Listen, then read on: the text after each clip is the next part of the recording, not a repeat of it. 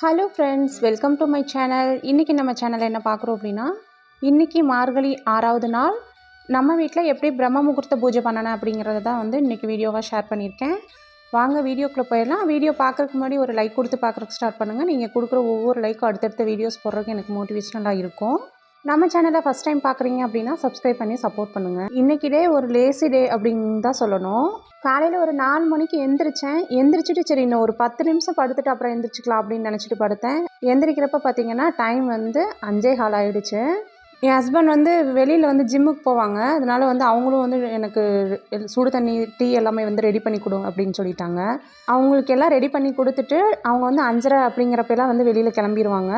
அதுக்கப்புறம் நம்ம வந்து கோலம் போட்டுடலாம் அப்படின்னு சொல்லிட்டு இப்போ 5:30 மணிக்கு தான் வந்து கோலம் போட்டுட்ருக்கேன். இந்த கோலம் ஃபுல்லாக பார்த்திங்கன்னா ஒரு 20 நிமிஷம் அப்படிங்கிறப்பெல்லாம் ஃபினிஷ் பண்ணி முடிச்சிட்டேன். கரெக்டாக அந்த பிரம்ம முகூர்த்த விளக்கு ஏற்றினது பார்த்திங்கன்னா 5:50க்கு ஏற்றினேன். நம்ம 6 மணிக்குள்ளே எப்படியாவது ஏற்றிடணும் அப்படின்னு சொல்லிட்டு கோலத்தை வந்து கடகடன்னு போட்டு முடிச்சிட்டேன். இருந்தாலும் கலர் கோலம் இன்றைக்கி போட்டே ஆகணும், நம்ம வந்து இன்றைக்கி சோம்பேறித்தனமாக இருக்குது அப்படின்னு சொல்லிட்டு இன்றைக்கி கோலம் போடாமல் விடக்கூடாது அப்படின்னு சொல்லிட்டு கோலம் போட்டுட்ருந்தேன். எங்கள் ஊரில் வந்து சின்ன வயசுலேருந்தே கோலப் போட்டியில் வந்து கலந்துப்போம். எங்கள் ஊரில் வந்து பார்த்திங்கன்னா அந்த புள்ளி வச்ச கோலம் தான் வந்து கோலப் போட்டியில் போடுவாங்க. 1/2 மணி நேரம் வந்து டைம் கொடுப்பாங்க. 1/2 மணி நேரம் டைமிங்கில் நம்ம வந்து புள்ளி வச்ச கோலம் தான் போடணும்.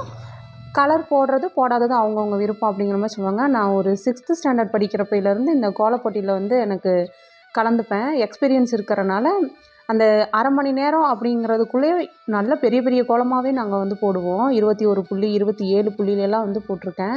வருஷம் வருஷம் வந்து ப்ரைஸ்லாம் வாங்குவோம். ஆனால் வந்து இப்போலாம் வந்து கலந்துக்கிறது இல்லை. இப்போ வந்து சின்ன பிள்ளைங்கள்லாம் போடுறனால அவங்க கூட போய் நம்ம போடுறதா அப்படின்னு சொல்லிட்டு கலந்துக்கிறது இல்லை. என்னையோட என் தங்கச்சி வந்து கோலம் வந்து ரொம்ப சூப்பராக போடும். அந்த பொண்ணு வந்து பார்த்திங்கன்னா ரங்கோலி கோலம் வந்து ரொம்ப அழகாக போடும். வருஷம் வருஷம் நானும் என் தங்கச்சியுமே வந்து ப்ரைஸ்லாம் வாங்குவோம். அது ஃபஸ்ட்டு ப்ரைஸ் வாங்குச்சுன்னா நான் செகண்ட் ப்ரைஸ் வாங்குவேன். அது செகண்ட் ப்ரைஸ் வாங்குச்சுன்னா நான் ஃபஸ்ட் ப்ரைஸ் வாங்குவேன். அந்த மாதிரி நாங்கள் 2 பேரும் மாற்றி மாற்றி வந்து வாங்குவோம். எங்கள் ஊர்லேயே வந்து நாங்கள் கோலத்தில் கலந்துக்கிட்டோம் அப்படின்னா நாங்கள் தான் ப்ரைஸ் வாங்குவோம் அப்படிங்கிறது மாதிரியெல்லாம் சொல்லுவாங்க. ஆனால் இப்போ வந்து அந்த பிள்ளையும் வந்து கலந்துக்கிறதில்ல, நானுமே வந்து கோலப்போட்டிக்கு வந்து கலந்துக்கிறதில்ல. எங்கள் ஊரில் கோலப்போட்டியோட கண்டிஷன் பார்த்திங்கன்னா ரங்கோலி கோலம் போடக்கூடாது. இதுதான் வந்து எங்கள் ஊரில் அந்த கோலப்போட்டியோட கண்டிஷன். புள்ளி வச்ச கோலம் தான் போடணும். அதை 1/2 மணி நேரம் தான் தருவாங்க.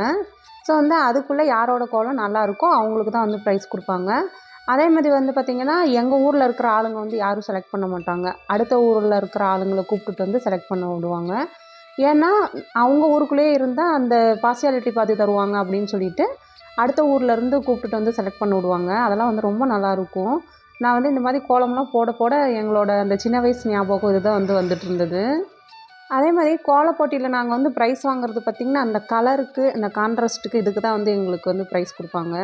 நல்ல அந்த கலர் வந்து நல்லா டார்க்காக போடுவோம். அதே மாதிரி நல்ல அந்த கான்ட்ராஸ்ட் வந்து கொடுக்குறப்ப ரொம்ப நல்லாயிருக்கும். ஸோ வந்து இப்போது இதெல்லாம் வந்து மறந்து போச்சு.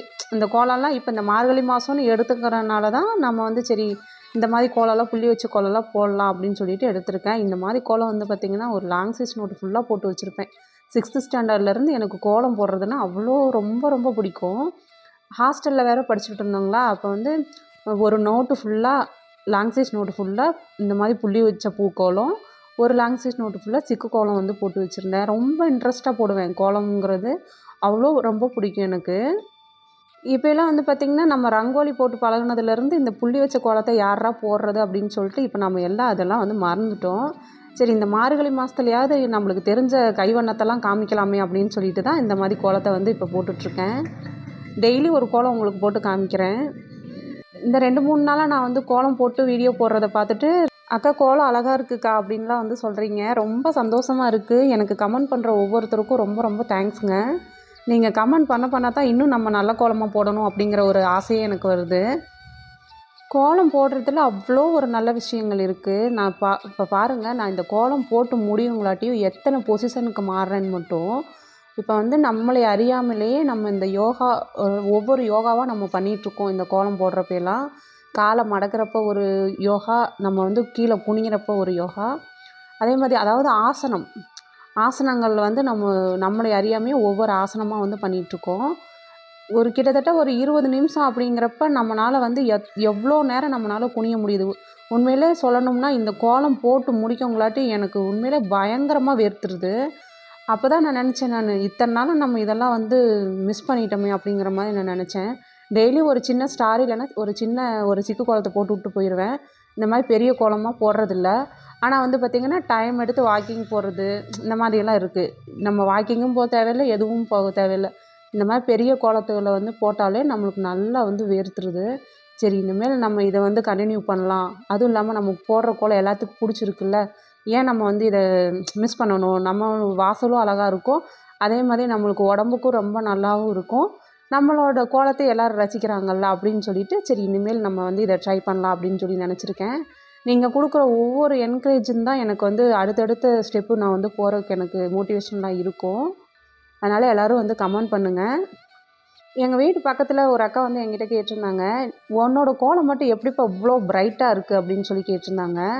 அக்கா, பிரைட்டாலாம் இருக்குதா என்னன்னு எனக்கு தெரியலைங்க்கா, ஆனால் வந்து நான் யூஸ் பண்ணுற மெத்தடை வேணால் உங்களுக்கு சொல்கிறேங்க்கா அப்படின்னு சொல்லிட்டு அவங்களுக்கு வந்து சொன்னேன். அது என்னன்னு பார்த்தீங்கன்னா, கோலப்பொடியும் அரிசி மாவும் வந்து மிக்ஸ் பண்ணி போடுவேன். அதுதான் வந்து கோலம் வந்து நல்லா பிரைட்டாக இருக்கும். அதே மாதிரி கலருக்கு வந்து நம்ம தூள் உப்பு இருக்குது பார்த்தீங்களா, அந்த தூள் உப்பை வந்து மிக்ஸ் பண்ணி போடுவோம். அது கோலப் போட்டியில் போடுறப்போ தான் அந்த தூள் உப்பை வந்து மிக்ஸ் பண்ணி போடுவோம். நார்மலாக நம்ம வீட்டு வாசலில் போடுறப்போ இப்போயே வந்து எல்லாமே கலந்து வச்சுருக்காங்க இல்லைங்களா, பாக்கெட் பொடி. அதை தான் வந்து நாங்கள் வாங்கி வச்சுருக்கேன். இப்போ அதை தான் வந்து நான் போட்டுட்ருக்கேன். ஆனால் வந்து கோலப் போட்டியில் போடுறோம்னு வச்சுக்கோங்களேன், அந்த ப்ரைஸை நம்ம எப்படியாவது வின் பண்ணணும் அப்படிங்கிறதுக்காக நம்ம தூள் உப்பில் வந்து கலரை வாங்கி கலந்து போடுவோம். அப்போ வந்து பார்த்திங்கன்னா, அந்த தூள் உப்பில் நம்ம போடுறப்போ நம்ம கோலம் அவ்வளோ அழகாக இருக்கும். அப்புறம் அப்படியே நல்லா அந்த வெயில் அடிக்கிறப்பெல்லாம் நம்ம கோலம் வந்து மின்னும், பார்க்குறவங்கள வந்து ஒரு அட்ராக்ட் பண்ணும். அதனால் வந்து நாங்கள் தூள் உப்பை வந்து மிக்ஸ் பண்ணி போடுவோம் கோலப் போட்டியில் போடுறப்ப மட்டும். இப்போவும் உங்களுக்கு ஒரு நாளைக்கு நான் வந்து அந்த உப்பில் வந்து மிக்ஸ் பண்ணி கோலம் போட்டு காமிக்கிறேன் பாருங்கள். கோலம் அவ்வளோ அட்ராக்ஷனாக இருக்கும். நீங்கள் யாராவது கோலப் போட்டிக்கு போகிறீங்க அப்படின்னா கண்டிப்பாக வந்து அதை ட்ரை பண்ணி பாருங்களேன். உண்மையிலே கண்டிப்பாக நீங்கள் வந்து ப்ரைஸ் வாங்கிடுவீங்க இந்த மெத்தடை யூஸ் பண்ணிங்கன்னா. இப்போ வந்து கோலம்லாம் போட்டு முடிச்சாச்சு. இப்போ வந்து நம்ம கோலத்தை வந்து ஹைலைட் பண்ணிக்கலாம்.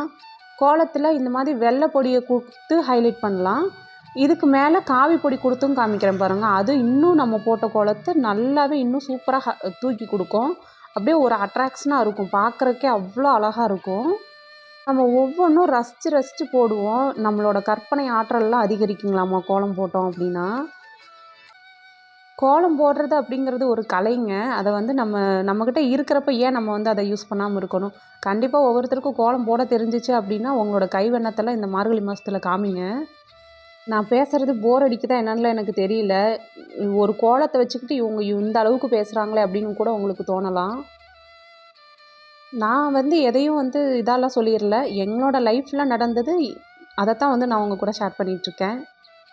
வருஷம் பொங்கலுக்கு போகிறப்பெல்லாம் நான் வந்து எங்கள் ஊரில் கோலம் போடுறதெல்லாம் வந்து நான் உங்களுக்கு வீடியோ எடுத்து காமிக்கிறேன் பாருங்களேன். அவ்வளோ சூப்பராக இருக்கும் அந்த விளையாட்டு போட்டி இதெல்லாம் வந்து அவ்வளோ நல்லாயிருக்கும்.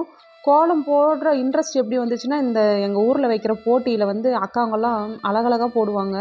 அதுவும் இல்லாமல் எங்கள் ஊரில் வந்து ப்ரைஸ் வந்து பார்த்திங்கன்னு வச்சுக்கோங்க, பெரிய பெரிய பொருளாக தருவாங்க. குத்து விளக்கு, பொங்கப்பானை, இந்த சில்வர் குடம் அந்த மாதிரி தருவாங்க. ஸோ வந்து அதெல்லாம் நம்மளும் பெரிய ஆளாகி வாங்கணும் அப்படிங்கிறதுக்காக சின்ன பிள்ளையிலேருந்தே வந்து போட்டு கோலம் போட்டு பழகுனது தான். எங்கள் வீட்டில் இருக்கிற ஒரு முக்கால்வாசி ஜாமான் நானும் என் தங்கச்சியும் வந்து ப்ரைஸ் வாங்கினதாக தான் இருக்கும். நாங்கள் வச்சுருக்கிற பெரிய பெரிய குண்டாலாம் வந்து எங்கள் ஊரில் வந்து ப்ரைஸ் வாங்கினது தான். கோலப் போட்டியில் ப்ரைஸ் வாங்குவோம். அதுக்கப்புறம் அந்த சோடா பாட்டில் நிரப்புறது, கயிறு இழுக்கிறது இதுக்கெல்லாம் போவோம். கயிறு இழுக்கிறதெல்லாம் வந்து இப்போ கல்யாணம் ஆனதுக்கப்புறம் தான் கயிறு இழுக்கிறதுக்குலாம் போகிறேன். முன்னாடியெல்லாம் வந்து கயிறு இழுக்கிறதுக்கு போனதில்லை. அந்த சோடா பாட்டில் நிரப்புறது, இந்த பலூன் உடைக்கிறது இதுக்கெல்லாம் வந்து போவோம். பாருங்கள், கோலம்லாம் போட்டு முடிச்சாச்சு. கோலம் வந்து நல்லா இருக்குதான்னு சொல்லுங்கள். இப்போ நம்ம போட்டிருக்கிற கோலத்தை வந்து கொஞ்சம் ஹைலைட் பண்ணி காமிக்கிறேன். கரெக்டாக 5:50 அப்படிங்கிறப்பெல்லாம் வந்து கோலம் போட்டு முடிச்சிட்டேன். கோலம் போட்டு முடித்த உடனே இன்றைக்கி நிலவாசலில் வந்து நேற்று போட்ட கோலமே ரொம்ப நல்லா இருந்துச்சு. அது கொஞ்சம் கூட அழியவே இல்லைங்களா. அதுவும் இல்லாமல் நம்மளுக்கு டைம் இல்லை. அதனால் அதுக்கு மேலேயே வந்து அப்படியே வந்து போடக்கூடாது அப்படின்னு சொல்லிவிட்டு அதுக்கு மேலேயே கொஞ்சம் அரிசி மாவை வந்து போட்டு விட்டுட்டு இன்றைக்கி வந்து விளக்கு ஏற்றிட்டேன். இன்றைக்கி வந்து சரியான சோம்பேறியாக தான் இருக்கிறேன் நான்.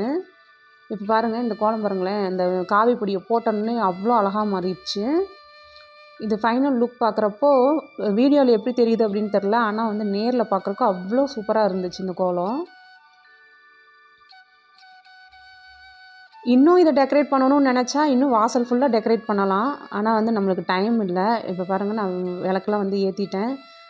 இந்த நேற்று போட்ட கோலத்து மேலேயே கொஞ்சம் அரிசி மாவு வந்து போட்டு இது பண்ணிட்டேன். ஆனால் இந்த மாதிரி ஒரு நாள் இனிமேல் வாழ்க்கையில் வரவே கூடாது அப்படின்னு நினச்சிட்ருக்கேன். சரி பரவாயில்ல, எல்லா நாளும் ஒரே மாதிரி இருக்காது இல்லைங்களா.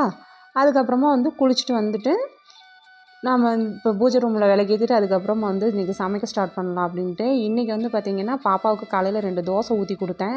பாப்பா வந்து சாப்பிட்டுட்டு அம்மா மதியானம் நான் கேண்டீனில் சாப்பிட்டுக்கிறேன் அப்படின்னு சொல்லிட்டு போயிட்டா. அதனால் இன்றைக்கி வந்து காலையில் எனக்கு சமைக்கிற வேலை இல்லை. இன்றைக்கி சின்ன பொண்ணும் பையனும் இன்றைக்கி ஸ்கூல் வந்து ஆஃபலி லாஸ்ட் எக்ஸாம் அப்படிங்கிறனால அவங்க எல்லோரும் ஃப்ரெண்ட்ஸ் எல்லாம் வந்து இட்லி தோசை பூரி அந்த மாதிரி வந்து கொண்டுட்டு வரேன்னு சொல்லியிருந்தாங்களாமா. அதனால் அவங்களும் வந்து அம்மா எங்களுக்கு எதாவது டிஃபன் செஞ்சு கொடுத்துருங்க அப்படின்னு சொன்னாங்க. நம்மளுக்கு வந்து ரொம்பவே வேலை இன்றைக்கி ஈஸியாகிடுச்சு அப்படின்னு சொல்லிட்டு சரி நம்ம இன்றைக்கி வந்து சோம்பேறித்தனமாக இருந்ததுக்கு சரி பிள்ளைங்களும் வந்து நம்மளுக்கு இன்றைக்கி கொஞ்சம் ரெஸ்ட்டு கொடுத்துட்டாங்க அப்படின்னு தான் நான் வந்து நினச்சேன். சரி காலையில் நம்ம நிம்மதியாக சாமியை கும்பிட்டுட்டு அதுக்கப்புறமா அவங்களுக்கு ரெடி பண்ணலாம் அப்படின்னு சொல்லிட்டு ஒரு 7 மணி அப்படிங்கிறப்பெல்லாம் சாமி கும்பிட்டு முடிச்சிட்டேன். இன்றைக்கி வந்து என்ன டிஃபன் பண்ணுறேன்னு பார்த்தீங்கன்னா பணியாரம் தான் வந்து ஊற்றி தர சொல்லியிருந்தாங்க. பணியாரம் ஊற்றிட்டு அவங்களுக்கு வந்து இந்த தக்காளி புதினா வெங்காயம்லாம் போட்டு ஒரு சட்னி ஒன்று ரெடி பண்ணுவேன். அந்த சட்னி வந்து ரெடி பண்ணி தர சொல்லிட்டாங்க. ஸோ வந்து இன்றைக்கி வேலை சிம்பிளாக முடிச்சிடுச்சு. காலையில் வந்து டிஃபனுக்கும் இதுவே வந்து வச்சுட்டோம். நான் எப்போவுமே வந்து பணியாரம் ஊற்றுறப்போ அந்த தக்காளி சட்னி செஞ்சேன்னு வச்சுக்கோங்களேன், அப்போ அந்த இனிப்பு பணியாரம் வந்து ஊற்றுவேன். இதே மாவில் கொஞ்சம் நாட்டு சர்க்கரை இல்லைன்னா வெல்லம் ஏதாவது ஒன்று கலந்துக்கலாம். கலந்துட்டு கொஞ்சமாக ஏலக்காய் தூள் இதில் வந்து சேர்த்துட்டு நம்ம வந்து நெய்யில் சுட்டு எடுத்தோம் அப்படின்னா இனிப்பு பணியாரம் வந்து சூப்பராக இருக்கும். அதே மாதிரி நம்ம அந்த செஞ்சுருக்க அந்த தக்காளி சட்னிக்கும் இந்த பணியாரத்துக்கும் வேறு லெவல் டேஸ்ட்டாக இருக்கும். எப்போவுமே நான் பணியாரம் ஊற்றினேன் அப்படின்னா இந்த வெள்ளை பணியாரம் ஊற்றிட்டு அதுக்கப்புறம் வந்து கொஞ்சம் சர்க்கரை மிக்ஸ் பண்ணி இது பண்ணிடுவேன். தேங்காய் சட்னிக்கும் சூப்பராக இருக்கும். இந்த தக்காளி சட்னிக்கும் வந்து சூப்பராக இருக்கும். இந்த சட்னி எப்படி அரைக்கிறதுன்னு பார்த்தீங்கன்னா சின்ன வெங்காயம் பூண்டு தக்காளி 2 கொஞ்சம் புளி ஒரு 2 வரமிளகா ஒரு கை புதினா ஒரு கை மல்லி இதெல்லாம் நல்லா வதக்கிட்டு தேவையான அளவு உப்பு போட்டு அரைச்சிடணும். இப்போ நான் வந்து அந்த சைடு இனிப்பு பணியாரத்துக்கும் வந்து ஊற்றி வச்சுட்டேன். பாப்பாங்களுக்கு வந்து இன்றைக்கி வந்து பாப்பாவுக்கும் தம்பிக்கும் பேக் பண்ணி கொடுத்தாச்சு.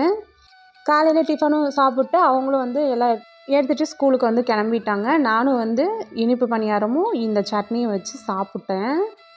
ஸோ அவ்வளோதான் ஃப்ரெண்ட்ஸ், இந்த வீடியோ உங்களுக்கு பிடிச்சி நினைக்கிறேன். அடுத்து ஒரு நல்ல வீடியோவில் மீட் பண்ணலாம். அது வரைக்கும் தேங்க்ஸ் ஃபார் வாட்சிங்.